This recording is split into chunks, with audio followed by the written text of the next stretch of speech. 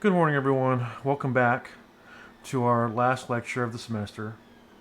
It is quite bittersweet that we have come this far, and I'm glad we all made it through. Um, After this lecture will be our fourth exam, uh, this Thursday, and then the week after will be final exam review. There won't be any formal final exam review lecture type of thing, but I will be available to help you on Teams or through email or whatever all week long to help you review for the final exam. Uh, so be prepared for that. Um, so since next week then is uh, final exam review week, since there's no formal lecture video for you to watch, there won't be any quizzes next week. You will have the assignment that's due next week. That's for this lecture. But other than that, there won't be any more quizzes. And since there won't be any lecture review or lecture videos next week, I want you to spend the week studying for your final exam for both here in lecture and in lab, right? So don't forget that your final exam in lab is also happening. And of course, I will provide you with the normal materials to study for both or all three, the fourth exam, the final exam in lecture, and the lab final exam. So be prepared for that. But this lecture today will be about metabolism, specifically glycolysis, TCA cycle, which is the citric acid cycle, and electron transport chain. So mostly it's about sugar metabolism or glucose metabolism. Since we lost a couple of weeks this semester, we didn't have time to go over fatty acid metabolism and protein metabolism or amino acid metabolism, but that's okay. I think that there's a lot already here in this particular lecture. It might be a little long, but it's the last lecture, and there's only one of them. So, it's sugar-based metabolism. So, let's go get ahead and get started on this thing then. Let's change the view to this one.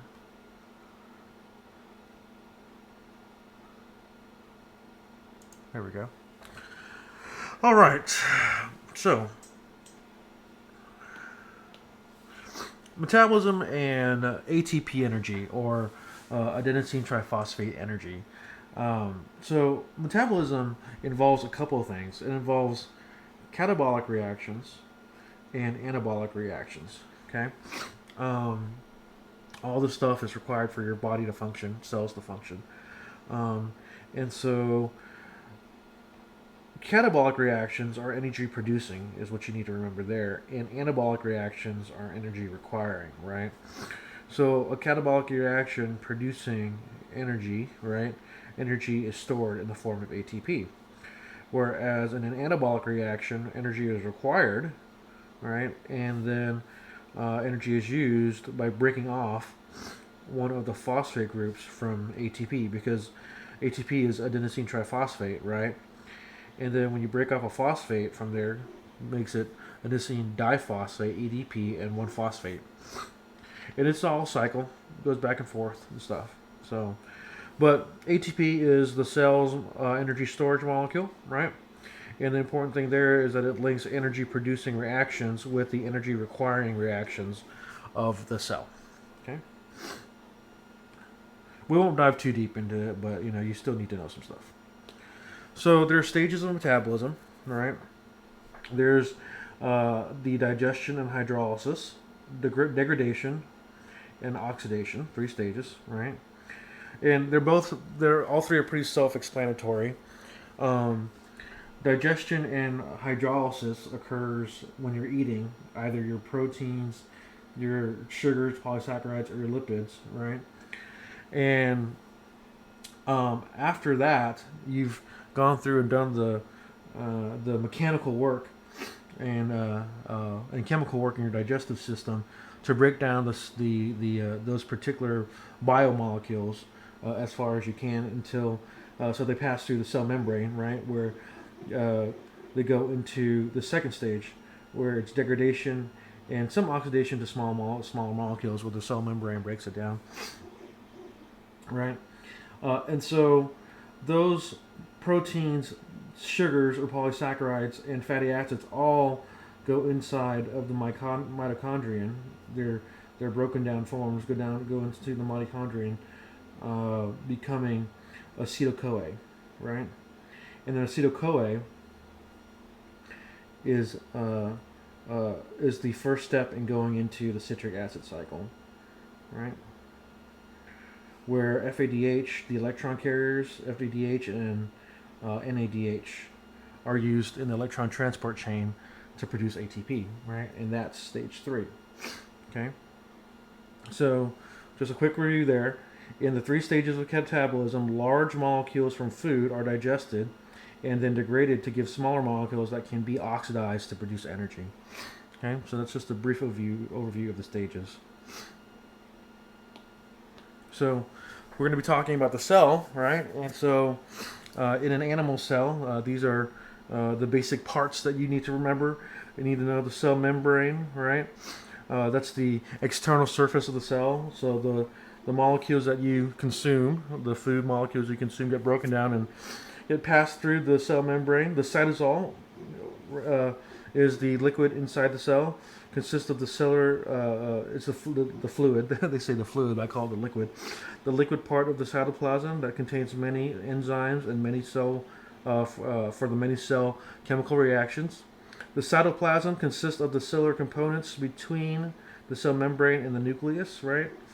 They're pretty much the same thing. I mean, I wouldn't make too big of it. They're different, right? There is a distinction there, but you don't really need to know the specific differences between a cytosol and a cytosol and a cytoplasm. Sorry, yeah. Just remember that the cytosol is the fluid part, right? So mitochondria, that's where we're going to focus today. It contains the structures for the synthesis of ATP and energy-releasing reactions. We're going to dive deep into the mitochondria a little later on in the lecture. And then the nucleus is where all the genetic information is done. It's kept, right? We saw that in the previous lecture, nucleic acids. And then the ribosome is where we do protein synthesis, right? There's the ribosome right there. With the amino acids and the mRNA and the tRNA, right? And quick review, what are ribosomes made of? They're mostly made of rRNA, ribosomal RNA, right? And some proteins. All right, so let's keep moving. It's kind of a long lecture, so I don't want to dwell too long on any one slide. Okay, so here's ATP, right? Adenosine triphosphate.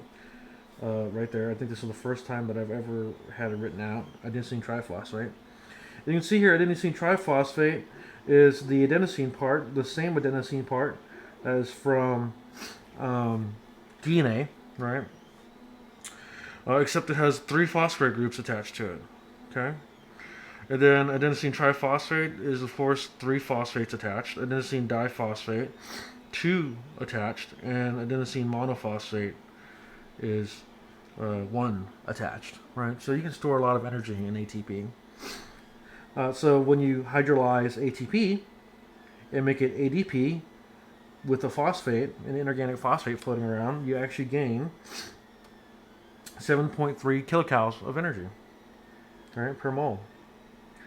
And then if you break down ADP, hydrolyze it again to make it AMP, adenosine monophosphate, and an inorganic phosphate, you get another 7.3 kilocalories of mole, kilocalories per mole of energy. Just so you're aware, I've been saying this, but just so you know, remember, whenever you have a P, that's a phosphate, and the I there just means inorganic phosphate, right? Because it's charged. When it's attached to the adenosine, then it's a part of that entire molecule. But when it's by itself like that, it's called an inorganic phosphate. So for short, PI for short. PI for short. Next. Oops, I went too far. Previous. There we go. So just real quickly here, let's talk about how we digest glucose, like in our digestive system, right?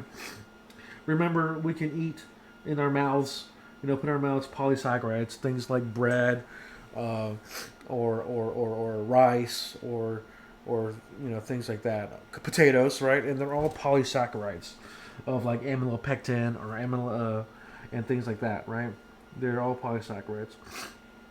Inside your mouth, there's salivary enzymes.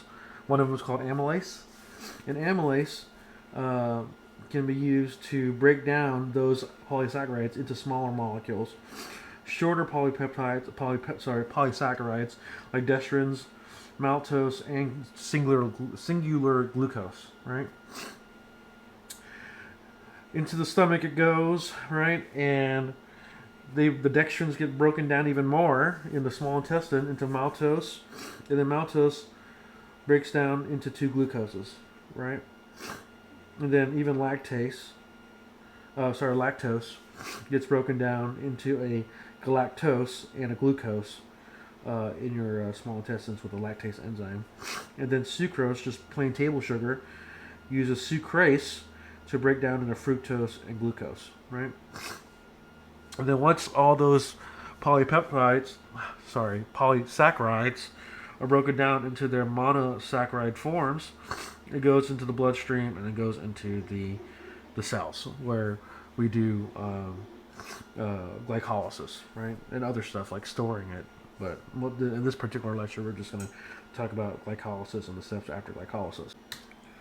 So now let's briefly talk about the digestion of fats. Will be the only time we talk about fats in this lecture because we won't have time to go through fatty acid metabolism. But remember, when you consume fats from like animals, like milk fat or butter or the fat from steak or bacon fat, it comes in the form of a triacylglycerol, right, or triacylglyceride. And that is basically 3 fatty acids attached to a single glycerol, right? Here, our fatty acid is palmitate, right? It's 16. And when you're consuming fatty acids or digesting them, it's the same process all the way up until it's the same process as glucose or polysaccharide digestion up until you get to the part of the small intestine, right? The difference here now is that you have lipases, and lipases will come down and break down the triacylglycerol into its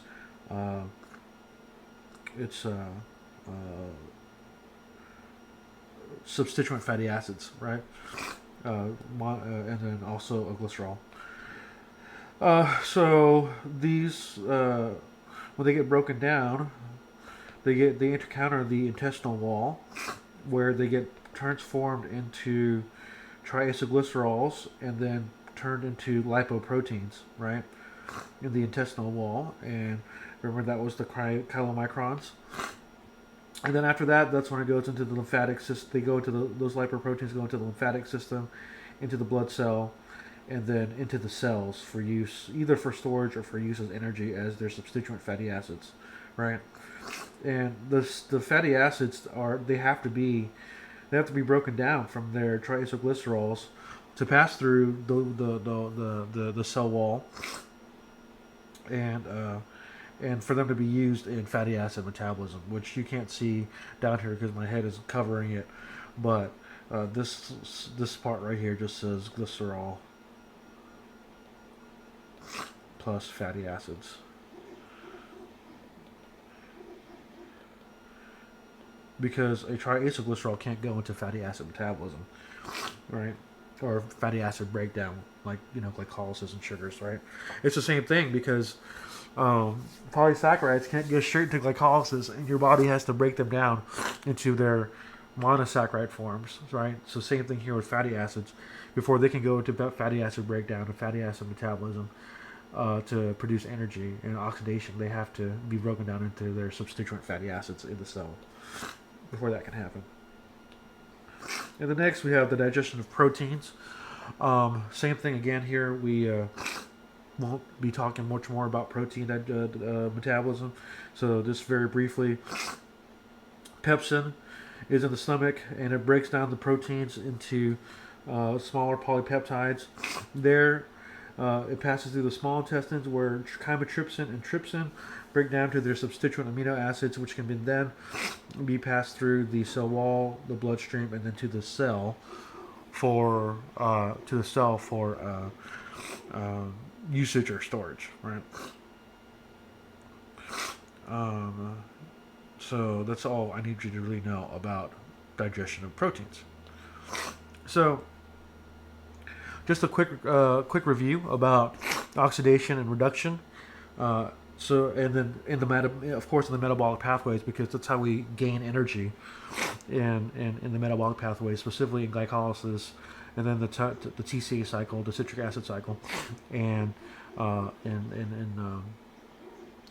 electron transport chain. It's all a series of oxidation reduction reactions, and what you're doing, since we're focusing on glucose here, is you're oxidizing glucose, right? And that's what's going to give you all this energy. So oxidation was a loss of hydrogen or a loss of electrons, right? And it increases the numbers of bonds to oxygen. In a reduction, you gain hydrogens and electrons, and it decreases the number of bonds to oxygen. So that's an easy way for you to be able to identify what happened in a reaction, right? If you had an oxygen, a part of a molecule before the reaction, and if it either gained bonds or lost bonds to it, then it was either an oxidation or a reduction. You can tell the difference that way, right? And this is just another chart saying the same thing: loss of electrons, loss of hydrogens and oxidation, gain of oxygen, and a release of energy. That's the important part right there. When you do an oxidation, you get a release of energy. And then in reductions, you gain electrons, and then you gain hydrogens, right? You lose an oxygen, but this is an input of energy, or energy storage, right? Energy storage. So there's several different coenzymes that are involved in glucose metabolism, right? And one of the most important is NAD. NAD stands for nicotinamide adenine dinucleotide, right? And it it's considered an electron carrier. Or in glycolysis, we use NAD to carry electrons. And how we do that is we'll have NAD, right, come in, and what it will do is it will oxidize a molecule, for example, ethyl alcohol here, with alcohol dehydrogenase. And when it oxidizes it, notice that we lose a hydrogen in ethanol here after we oxidize it, right? And then that hydrogen that was here, right, is now here on NADH. So NADH is the reduced form. It's carrying electrons right now. NAD plus is the oxidized form. It does not have not any spare electrons that it just gained. And then just as a convention, we always write NADH plus H plus, a hydrogen, right? Just to keep it balanced. Right?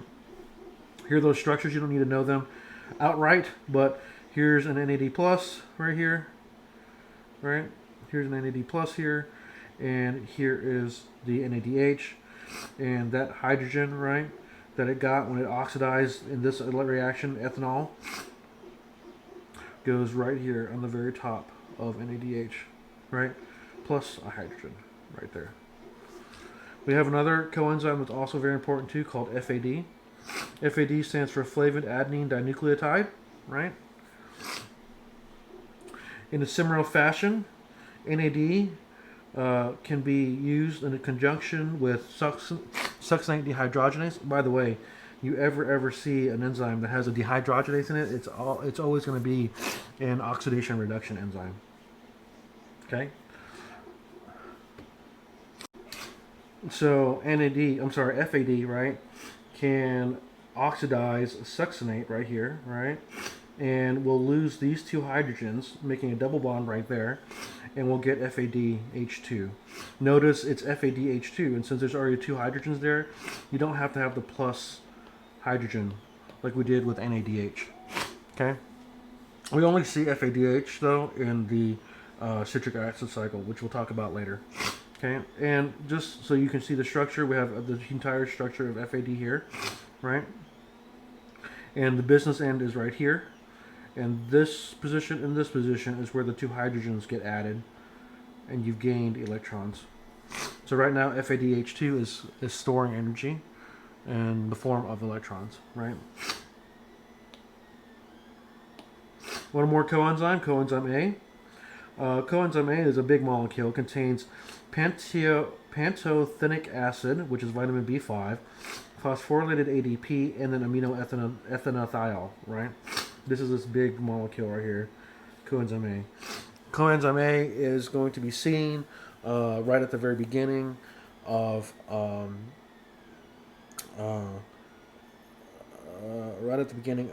the citric acid cycle. Sorry, I got a notification right now, just now on my iPad.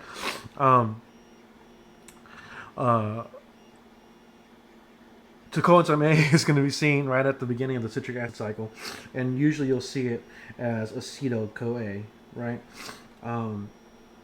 And so same thing here. This is a coenzyme that's used in the citric acid cycle, but it's not. We don't call it an electron carrier. All you need to know is that it's going to be a part of the citric acid cycle, right? That's why you don't see a reaction over here on the side that shows it gaining electrons or anything like that. Okay, next. So glycolysis is actually two stages or two steps, two phases, two phases, and I shouldn't say steps because there's multiple steps in glycolysis, but it's in two phases. And those two phases are the energy investment phase and the energy generating phase. The first 5 steps are the energy investment stage, where you actually put in ATP and ADP, right? And then steps 6 through 10, right here, right, is where you get energy finally being produced in the form of NADH right here, right? This NADH will later go into the electron transport chain to produce energy. And then, so the switch from energy investment and energy generation, right, happens here at step 6, and we'll take a very close look at that in a second. And then glycolysis ends with pyruvate being made, and pyruvate goes into the pyruvate dehydrogenase enzyme, which is a very big complex enzyme. And then after that, it comes out and goes into the citric acid cycle. But let's go through and look at these steps very deeply now. Well, not super deeply. So I'm going to go through this, one by one, because there's a lot of steps here and we don't want to get confused. So in the first step, we have phosphorylation, okay? So you have a glucose here, okay? And the glucose, using hexokinase, the first enzyme in glycolysis, along with an ATP, right, will phosphorylate the glucose right here, right? And that becomes glucose 6-phosphate, right? Glucose 6-phosphate. And then in step 2, we have our glucose 6-phosphate encountering phosphoglucose isomerase, right? And what it does is that it turns glucose, which was a hexose, right? It turns it into a pentose.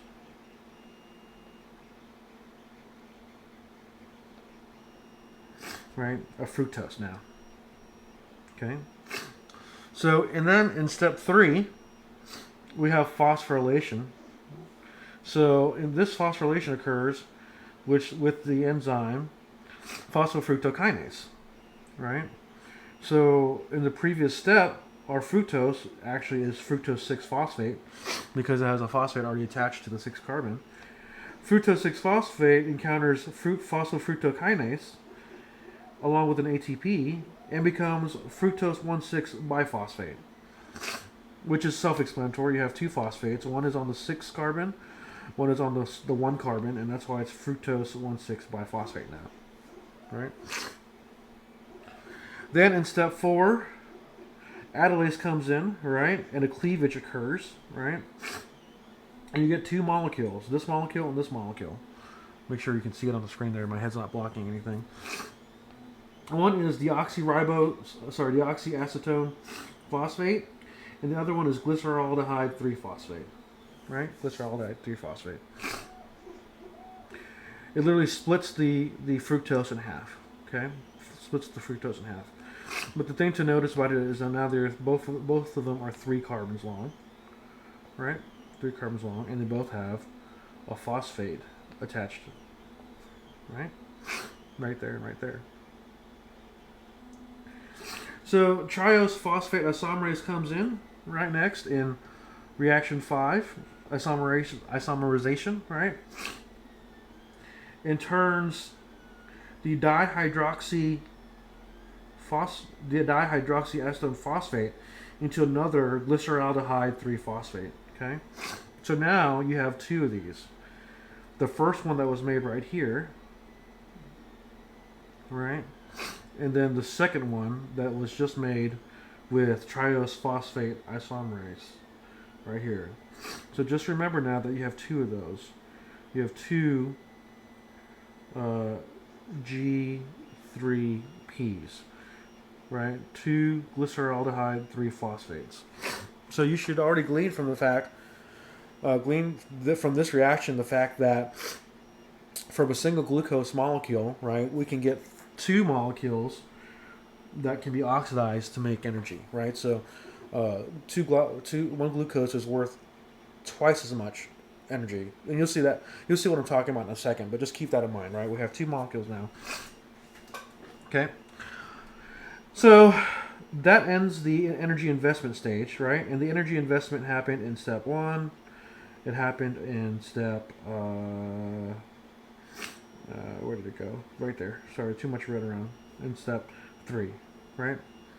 We needed the ATP, right, to do the 2 phosphorylations. Okay? So keep that in mind. So then starts the energy generating phase.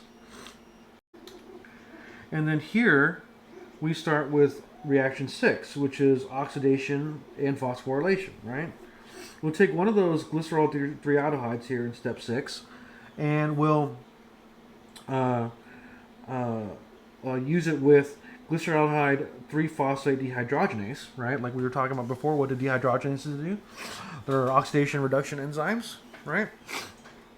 And so, in the presence of glycerol 3-phosphate dehydrogenase, right, we'll oxidize glycerol 3-phosphate, right? And in that process, the electrons that we took from glycerol aldehyde 3-phosphate go to the NAD+, right? And when they go to the NAD+, we make an NADH. And the NADH can go to the electron transport chain to make energy. After that, our product is 1,3-biphosphoglycerate, glycerate, right? Glycerate. And 1,3-phosphoglycerate. Why is this one so hard for me to say? 1,3-biphosphate phosphoglycerate. That's why I'm saying it wrong. It's not phosphate glycerate. It's phosphoglycerate, right? Encounters the enzyme phosphoglycerate kinase. Okay, and when it encounters the enzyme phosphoglycerate kinase, it will phosphorylate or transfer a phosphate, right, to an ADP, making an ATP. So you get an ATP, an energy molecule there. And I forgot to say in the previous step, one of the phosphates from a free inorganic phosphate also gets phosphorylated right there on that oxygen, right? So in this reaction, it wasn't just NAD plus as a substrate with the glyceraldehyde, as a coenzyme with the glyceraldehyde 3-phosphate dehydrogenase. We also had a floating around inorganic phosphate too. And in the process of this reaction, we also phosphorylated this molecule. And that's why now it's 2 phosphates, 1, 3, right? bis-phospho, right? So remember that this particular reaction is an oxidation. This particular reaction is an oxidation, right? Along with is what made the NADH from the NAD plus, along with the phosphorylation, which is what added on that extra phosphate group to make the 1,3-bisphosphoglycerate. Okay, moving on. So 1,3-bisphosphoglycerate, along with phosphoglycerate kinase, right, will transfer a phosphate group to ADP, making ATP, the one that it just got from above, right? And now you have 3-phosphoglycerate, right? Just 3-phosphoglycerate. And you get an ATP. So you're just making all kinds of energy here. You've got some NADH here that will go into the electron transport chain to make energy, and you have an ATP here to make energy now, right? So in step 8, 3-phosphoglycerate encounters phosphoglycerate mutase, right? And what happens then is that it actually changes the structure of the molecule a lot, right? So if you recall, this part right here, right, the phosphate group here was actually down here before, right? So it actually moved this entire thing up, right? It had switched these places. The OH is up here now. The OH is down here now, and the phosphate group has moved up to the second carbon, right? So it's exactly what it sounds like. It's a mutase, and it mutated that molecule. It mutated that molecule into 2-phosphoglycerate. Then we have an enzyme called enolase. It comes in and does a dehydration reaction, which is exactly what it sounds like. We lose a water, and when we lose a water, we come up with this molecule, phosphophenol pyruvate. Right, phosphophenol pyruvate. Right, the missing thing here is we had the OH there, and now it's gone there. Right, it's missing there. This phosphophenol pyruvate in reaction 10, right, gets another phosphate transfer where pyruvate kinase comes in and transfers a phosphate group it transfers a phosphate group from phosphophenol pyruvate to ADP, making another ATP, right? And we're about to end glycolysis, and we've already made 2 ATPs, right? 2 ATPs already, right? So that's why it's the energy generating phase. And the cool thing about that is that once we lose this phosphate group right here, right, that's gone now, we make the molecule pyruvate. And the pyruvate goes into the pyruvate dehydrogenase complex, right? And that ends glycolysis. So in the overall reaction of glycolysis, we started out with a glucose, right? We ended up with we started with the glucose, 2 NADHs, 2 NAD pluses, 2 ADPs, right? And we finish with 2 pyruvates, both of which can go into glycolysis, 2 NADHs, and 2 ATPs. Right? Some water and some protons too, but that's the important part right here. This is the energy per generation part right here, right? All these the 2 NADHs go into the electron transport chain to make energy.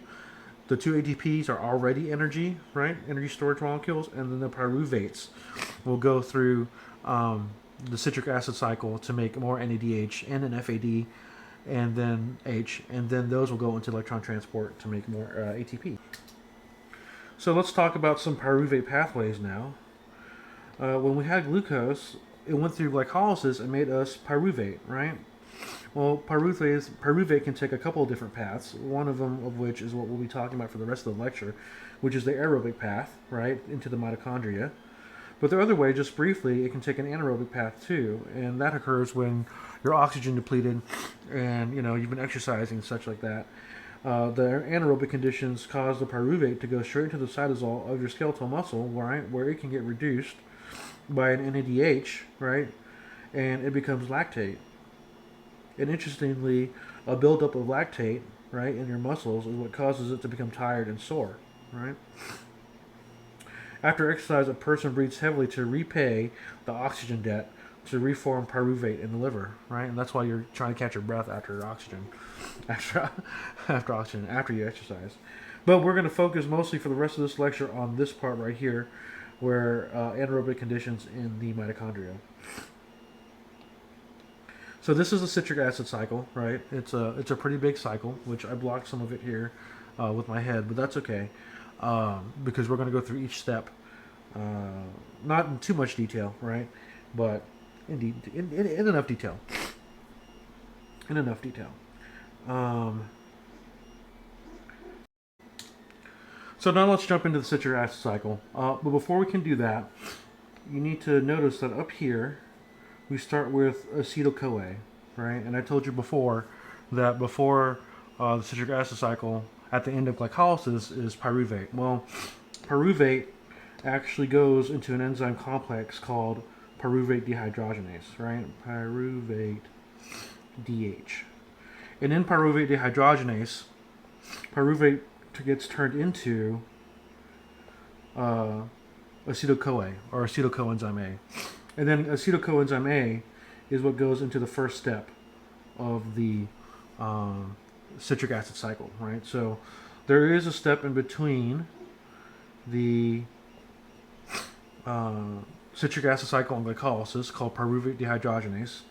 I didn't put a slide in there for that because I don't want to focus on that enzyme too much, but it is a very important enzyme, and you do get NADHs from that that complex. Okay, because it's a dehydrogenase, right? So it's going to be doing some oxidation reduction, right? So just remember that there is a pyruvate dehydrogenase in between glycolysis and the citric acid cycle. So as we look at the citric acid cycle, you can see that it's a pretty long cycle. It's 10 steps long, or sorry, it's 8 steps long, and part of my head is blocking part of it right here, but that's okay. Like I said, we're going to go through each one of those steps individually in a second here. But notice all the NADHs that are being made. There's one right there, there's one right there, and one right there, right? And there's also an FAD that's being made here at succinate dehydrogenase. So we get a lot of our electron carriers being made in the citric acid cycle, in the steps of the citric acid cycle, which means there will be a lot of oxidoreductases, right? Dehydrogenase enzymes. So let's go through each step one by one now. In the first step of the citric acid cycle, in reaction 1, we start out with acetyl-CoA, right, or coenzyme A, along with some water, and it becomes citrate. Okay, so that enzyme is called citrate synthase, right? Remember what I said before? Biochemists are very simple when they name things, and you just took acetyl-CoA here, and after you got acetyl-CoA, you put it into citrate synthase, and it made citrate, right? So literally, citrate synthase is an enzyme that synthesizes citrate, right? Citrate synthase. After that, in step 2, we have the enzyme aconitase, and aconitase does a isomerization of citrate into the molecule isocitrate, right? So this is isocitrate right here, okay? And the difference between citrate and isocitrate is the position of this hydroxyl right here, right? That hydroxyl. Okay. Isocitrate continues on into isocitrate dehydrogenase, where it gets oxidized, producing NADH and H+, of course, right? Our first electron carrier to go to the electron transport chain from the citric acid cycle. And at the same time, a CO2 is produced. And if you didn't already know, this CO2 right here being produced, along with a couple others in this cycle, are the CO2 that you breathe out when you breathe out CO2, carbon dioxide, right? I had this interesting situation once when I was at a FedEx store, and I was shipping some mass spec samples to the University of Georgia, I think it was, and they were on dry ice, which is frozen carbon dioxide. And I thought it was not a big deal because I used to get Omaha steaks from Nebraska, right? Shipped to me on FedEx using FedEx on dry ice. So I was like, okay, this is easy. Let's just put the samples on the dry ice, keep them frozen, ship them via FedEx. Well, little did I know that the person at FedEx knew very little about what CO2 was because she thought that frozen carbon dioxide was dangerous. I tried to tell the person that they were breathing out carbon dioxide, and they proceeded to tell me that I did not know that. And in fact, I did know that. It is them that did not know that they were breathing out carbon dioxide. So yes, this is the same carbon dioxide that you're breathing out. It is the same carbon dioxide that you see here in this step of the citric acid cycle, isocitrate dehydrogenase, right? Step 3. And so since you lose this carbon dioxide right here and you breathe it out, this step is both an oxidation and a decarboxylation, right? Because you oxidized isocitrate to become alpha-ketoglutarate, but in the process you also decarboxylated and lost an oxygen, right? And you also remember, just to reiterate, we get our first NADH from the citric acid cycle. Alpha-ketoglutarate goes into alpha-ketoglutarate dehydrogenase. I don't know if you're starting to see a pattern here, but the substrate is always in the name, and what happens to it is also in the name of the enzyme. So alpha-ketoglutarate dehydrogenase does what? It oxidizes alpha-ketoglutarate, turning it into succinyl-CoA. But in the process, we get another decarboxylation, right? And a second NADH being produced from the oxidation of alpha-ketoglutarate. Okay?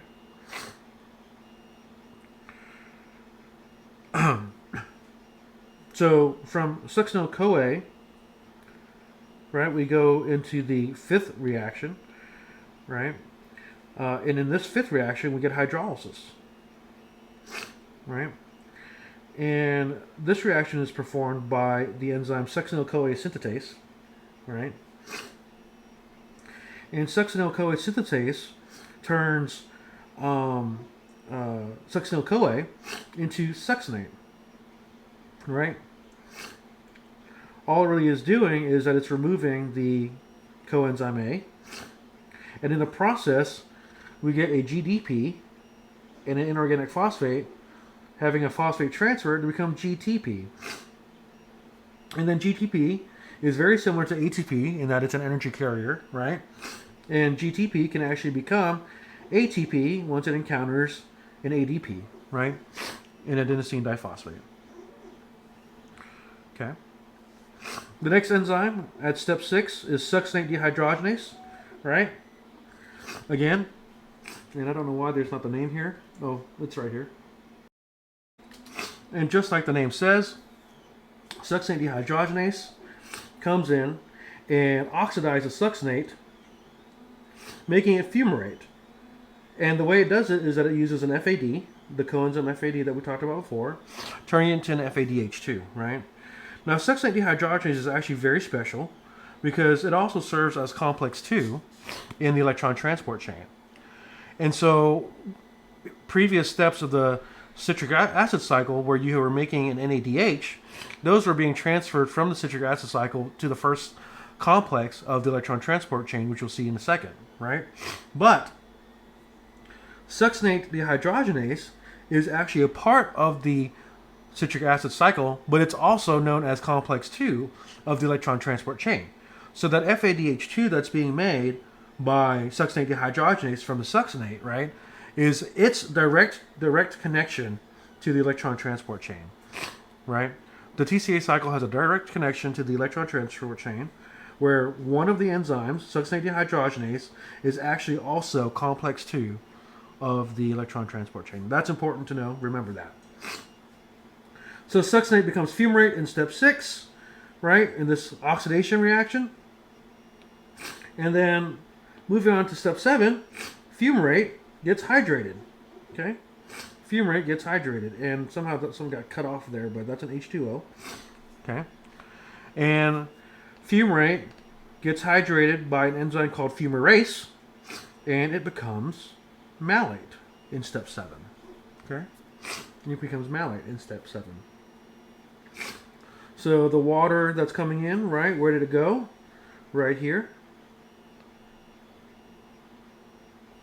Right? And that's why it's called malate now.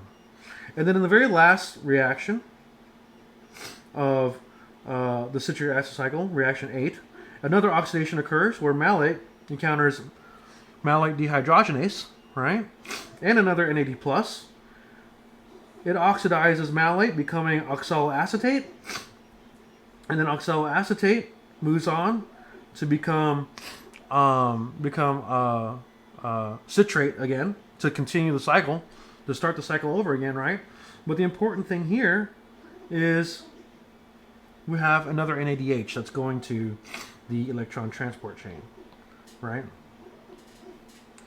So notice the difference here, right, between succinate dehydrogenase and malate dehydrogenase, right? Malate dehydrogenase is producing again an NADH that's going to be transferred to complex 1 of the electron transport chain. But succinate dehydrogenase is actually a part of the electron transport chain, so it doesn't have to transfer anything. The FADH that it made is already there. So that is it's connected, direct connection there. So let's just review that real quick. We have 3 enzymes that are dehydrogenases, right? We had isocitrate dehydrogenase. I'm spelling it wrong. There we go. Isocitrate DH. Then we had alpha ketoglutarate DH. Glutarate DH. And we have now malate dehydrogenase. And the 3 of those all produce what? An NADH that goes to the electron transport chain. And then we had one more dehydrogenase, which was succinate dehydrogenase. And that produced an FADH that was already a part of the electron transport chain. So that's why this is the direct connection to the ETC. Right? Whereas the others up here, the 3 others, were indirect.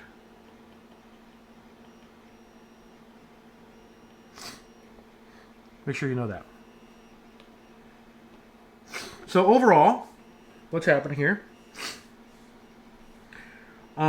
We can say then that we start out in the citric acid cycle with the acetyl coenzyme A, 3 NAD pluses and an FAD, some GDP, some inorganic phosphate, and some water, and in the end we ended up with 3 NADHs, an FADH2, and a GTP, and 2 carbon dioxides.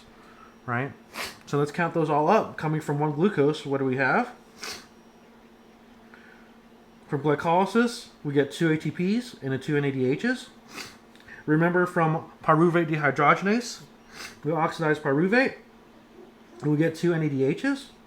And then in the citric acid cycle, right, with 2 acetyl-CoAs, we actually get 2 ADPs and an NADH, 6 NADHs, and 2 FADH2s, right? So the total ATPs we get by the end of glycolysis is 4 ATPs, 10 NADHs, and 2 FADH2s. So that's a pretty good energy yield, right? It's a pretty good energy yield. Turns out you get more energy yield actually from a single molecule of fat or palmitic acid, but sadly we won't be able to dive deep into that this semester since this is our last lecture. So now, before we can talk about the electron transport chain itself, we've got to talk about the mitochondria, right?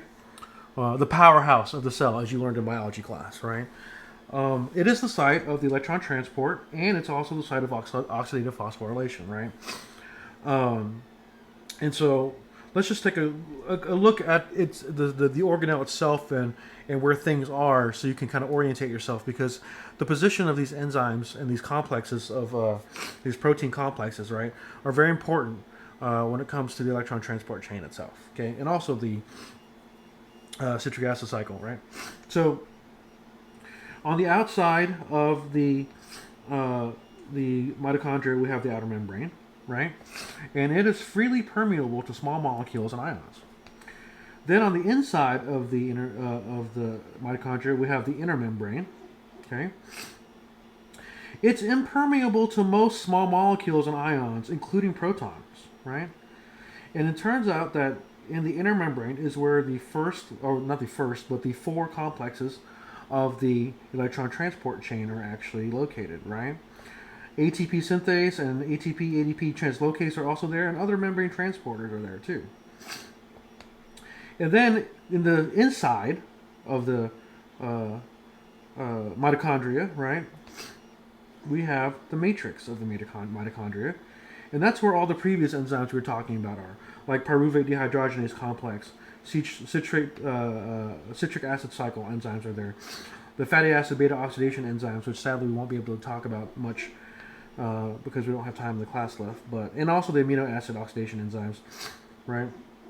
DNA and ribosomes are also in there too, with many other enzymes, ions, right, and other soluble metabolic intermediates. Okay, but just know and remember that the matrix is where the citric acid cycle enzymes are, and pyruvate dehydrogenase is, right? Whereas in the inner membrane is where we find our electron transport complexes. Okay.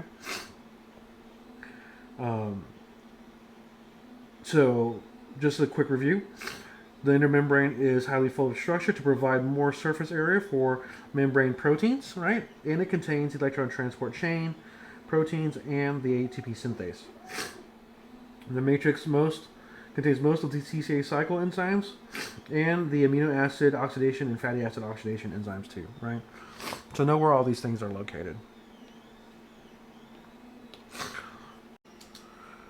Now, onto the electron transport chain. So here we have a cross-section of the mitochondria.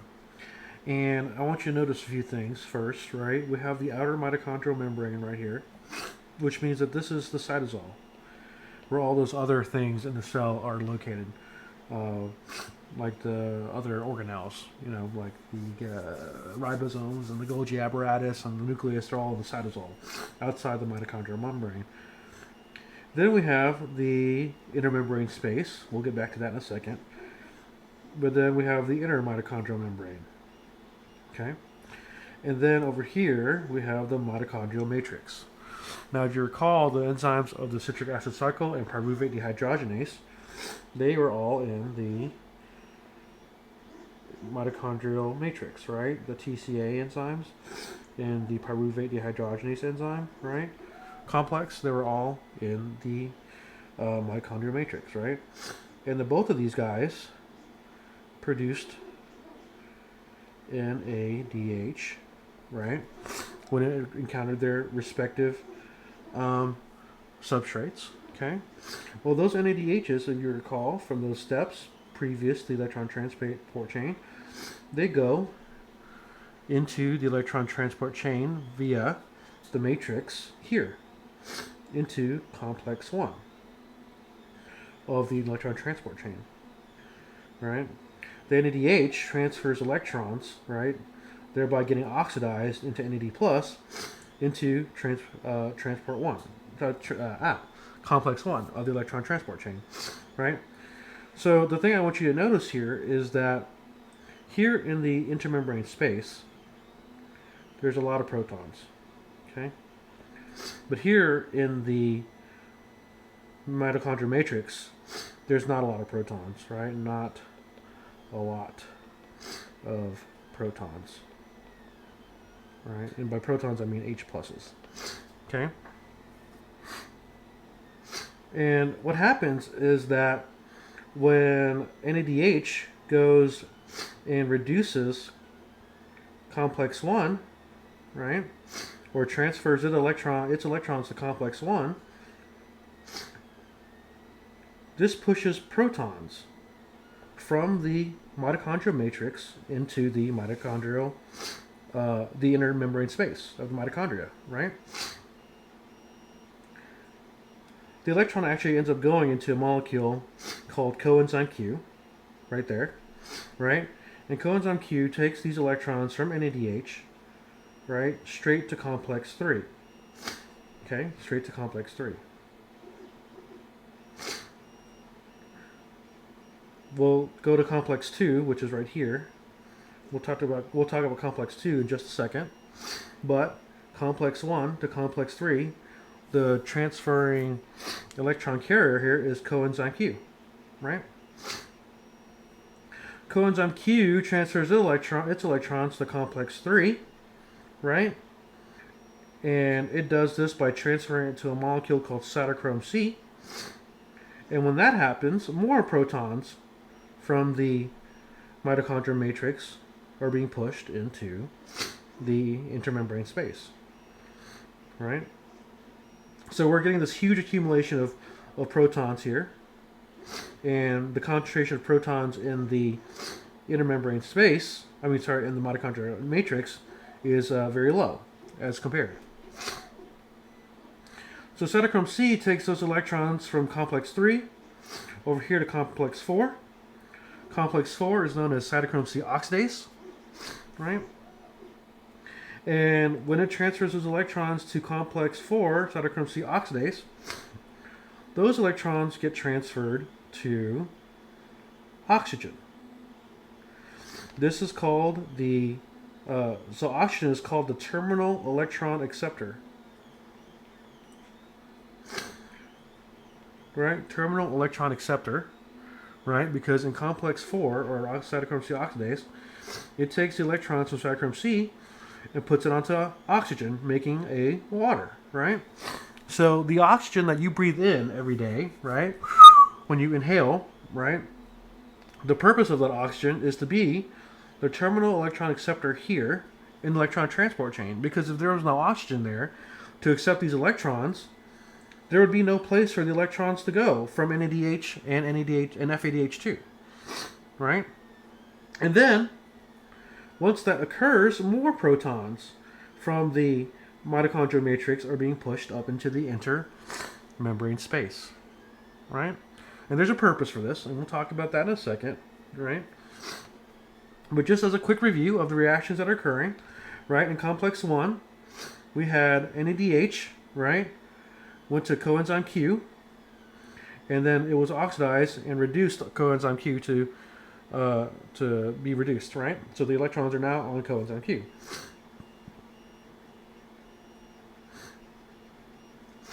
And then from there, remember we're going to skip complex 2 for a second. Coenzyme Q transfers those electrons in complex 3 to cytochrome C, and then cytochrome C transfers those electrons over to complex 4, cytochrome C oxidase, where the electrons come and reduce the oxygen to water, and that's why oxygen is known as the terminal electron acceptor, right? All the while, protons are being pushed up through those different complexes, right, into the intermembrane space from the mitochondrial matrix. Now let's look at complex 2 now, which is also known as, remember what is it called? Succinate dehydrogenase, right? Complex 2 takes its FADH2, right, and it also transfers to coenzyme Q some electrons, making it become FAD, and those coenzyme Qs, those reduced coenzyme Qs go straight to complex 3, right? And so the electron transport chain is getting electrons directly from the TCA cycle here, right? When it comes to complex 2, or succinate dehydrogenase. Whereas with NADH, it has to go through all those cycles, and then the NADH gets transferred to complex 1, where it gets oxidized, right? That's the difference. Succinate dehydrogenase, which has the covalently bonded FADH2 in it, is actually a part of the electron transport chain, and that's why we call it the direct connection to the electron transport chain for the TCA cycle, right? FADH2 plus coenzyme Q makes a reduced coenzyme Q. So the reason why these electrons are being transferred from complex to complex, right, is so that it can facilitate the pushing of protons into the intermembrane space from the mitochondrial matrix. The only complex that doesn't do that is Fa, is complex 2 or 6-8 dehydrogenase, which you can see why it's only on this side, the matrix side of the inner membrane, whereas the other three complexes, they span, right? They span the entire membrane space, intermembrane space, so that it can get protons from one side to the other. But that's okay though, because complex 2 can still contributes electrons to the terminal electron acceptor, oxygen, right? So if you remember back in a previous lecture, we were talking about how hypertonic, hypotonic, and isotonic solutions behave. And when you have a solution which the concentration on the inside of a membrane of a particular solute is lower than the concentration on the outside of the membrane, right? So the concentration on the outside of the membrane is higher than the concentration on the inside of the membrane. In an attempt to become isotonic, the hypertonic solution will try to push its way through the membrane to get to the inside, right, to the hypotonic solution to even out the concentration. So you have an isotonic solution where the solution is the same concentration on both sides, right, of the membrane. Well, that is happening here with protons. We push all these protons up here into the inner membrane space so that it wants to go back through, right, to get back to the matrix, to get more, to get evened out, to get the same concentration on both ends. And it can't just push through because the inner mitochondrial membrane is actually impervious to small ions. So it has to go through a special enzyme called ATP synthase. And when it goes through ATP synthase, it pushes through ATP synthase, making it move, right? We call it a molecular motor, making it move. And in that process, it makes a whole bunch of ATPs. So literally protons from the intermembrane space are being funneled, right, into ATP synthase to drive a motor to make a whole bunch of ATPs in the mitochondrial matrix, right? While still pushing in. All the while, all these protons are still being pushed out back into the intermembrane space to continue this cycle of making a whole bunch of ATP with ATP synthase. So let's take a closer look at ATP synthase now. Everything I described to you in the previous slide is known as the chemiosmotic model. So in the chemiosmotic model, each complex in the electron transport chain, that's 1, 3, and 4, act as a proton pump, pushing protons from the oxidation of NADH and FADH2 out of the matrix into the intermembrane space, right? And as I was saying before, it increases the proton concentration, which lowers the pH, and causes this word here, this phrase is what I want you to remember, an electrochemical gradient. To equalize that pH and a charge that's between the intermembrane space and the matrix, the protons are then returned to the matrix, right, by passing through a protein complex called ATP synthase, right? And when that happens, a process called oxidative phosphorylation occurs. Because if you take a look at the picture over here, which I apologize, it's upside down now, because now we have the matrix up here, and over here we have the intermembrane space, right? And here we have the inner membrane, right? So it's upside down now, but the protons are being funneled back into the matrix up here, right? And as it does that, it rotates this turbine, right? And when it's rotating that turbine, as it rotates that turbine and pops a proton back out into the matrix, it also turns this complex here on ATP synthase, right? Which takes in ADPs and inorganic phosphates and pumps back out ATPs, a bunch of them, right? So literally the reaction here is we have ADP plus inorganic phosphate plus energy from the protons turning the turbine, right? with the enzyme ATP synthase to make ATP. And that's how ATP synthase works.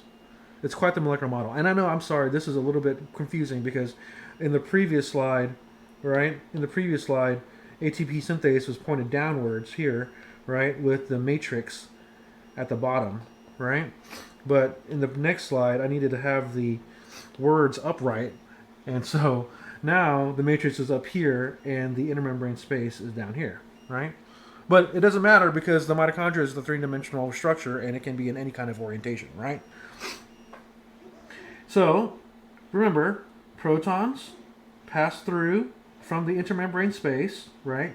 Trying to get back into the matrix because it wants to get there to equalize that electrochemical gradient and the pH and the charge between the two spots, right? And as it does that, it spins this turbine here, pumping out a proton, kind of like a waterfall, right? And when it does that, it rotates this complex up here, right, of ATP synthase, which has a special name, but I don't want you to remember that, so we're not going to talk about it. And as it rotates it, right, it brings in ADP, and then it's saying diphosphate, and an inorganic phosphate, and pumps out ATP. So let's talk a little bit about how much ATP we get from each electron transfer molecule. So any NADH, when it enters complex 1, right, the energy released from its oxidation can synthesize 2.5 ATPs, right? For every one NADH, you get 2.5 ATPs, right? For FADH2, though, from succinate dehydrogenase or complex 2, for every one of those, you can get out 1.5 ATPs, right?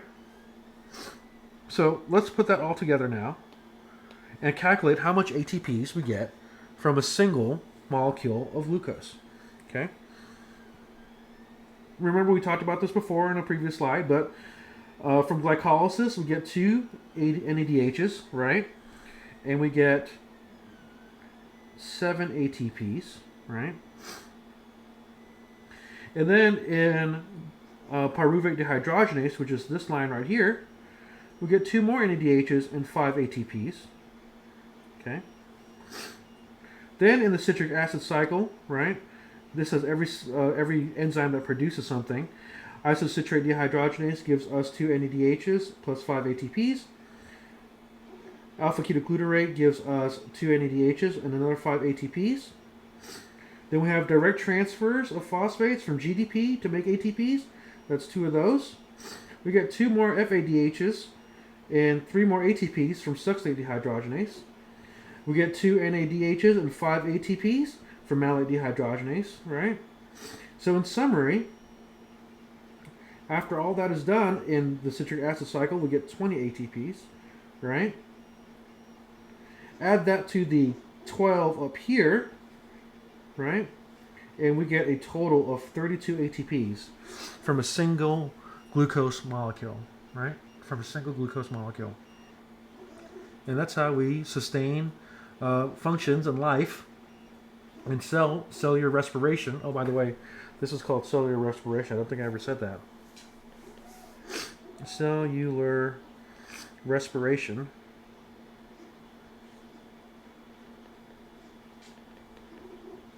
That's how we sustain cellular respiration, right?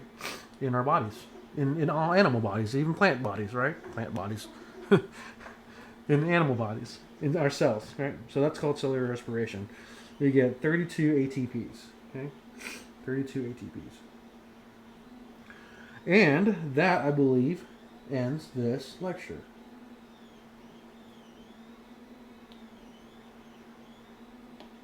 Yes, it does. Okay, so by the end of today, Tuesday, April 27th, assignment 17 and 18 is due, and quiz 15 and 16 is due.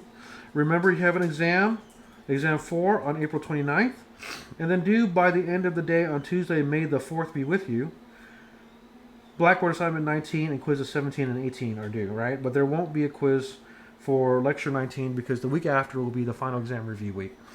And that ends the lecture. I hope you guys have a wonderful week. I'll have everything ready for you to study after the assignments are turned in and completed. and I'll see you for the final exam review. Thanks, everybody. Bye.